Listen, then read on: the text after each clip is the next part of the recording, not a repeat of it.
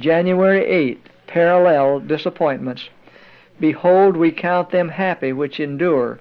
Ye have heard of the patience of Job, and have seen the end of the Lord, that the Lord is very pitiful and of tender mercy. James 5:11.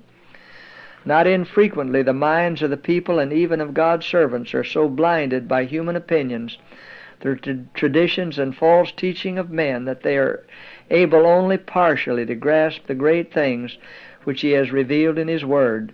Thus it was with the disciples of Christ. Even when the Savior was with them in person, their minds had become imbued with the popular conception of the Messiah as a temporal prince who was to exalt Israel to the throne of the universal empire, and they could not understand the meaning of His words foretelling His sufferings and death. From their very birth their hearts had been set upon the anticipated glory of an earthly empire, and this blinded their understanding.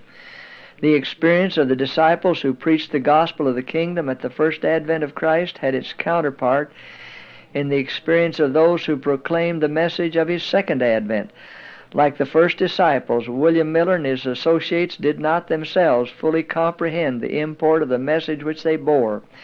Errors that had been long established in the church prevented them from arriving at a correct interpretation of an important point in the prophecy.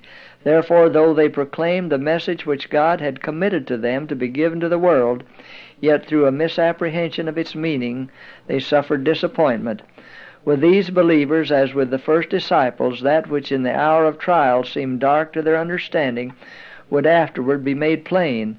When they should see the end of the Lord, they would know that notwithstanding the trial resulting from their errors, His purposes of love toward them had been steadily fulfilling. When they learned by a blessed experience that He is very pitiful and of tender mercy, that all His paths are mercy and truth unto such as keep His covenant and His testimonies.